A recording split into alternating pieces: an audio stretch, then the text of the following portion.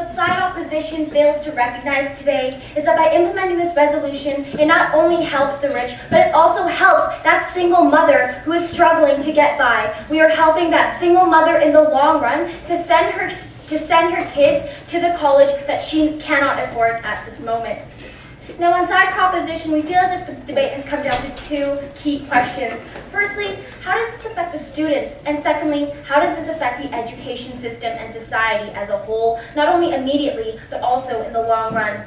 Now, we think in the debate today, the students should be the main focus, but we don't really see side opposition talking about the students and talking about the benefits to the students, the immediate benefits of them going to post-secondary education. Now, all they really talked about were taxes and that there's already equality in the system, so why change it?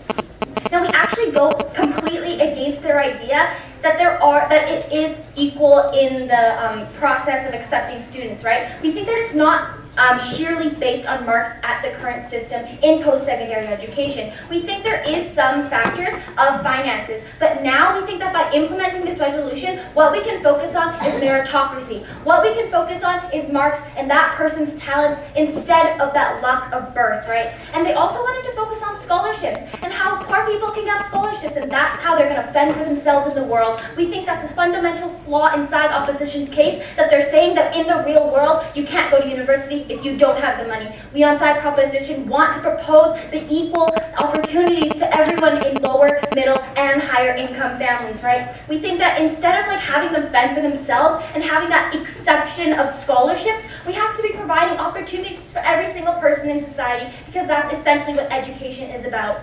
Now let's go on to the second question about how does this affect society and how does it affect the education system? Now again, they wanted to talk about taxes and how they really wanted to prove to you that it's unfeasible and unrealistic and people can't afford it and it's not beneficial.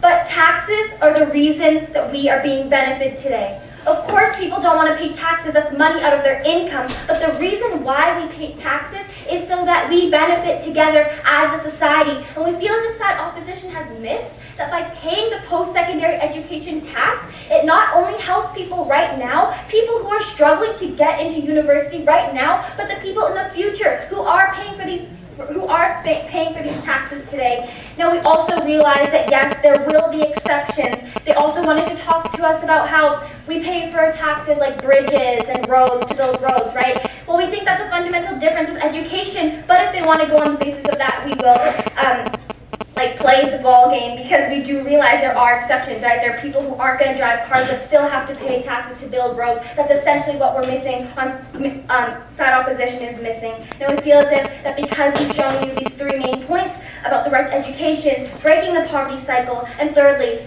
the process of meritocracy, and thoroughly taken down their points, we have to propose this resolution today. Thank you.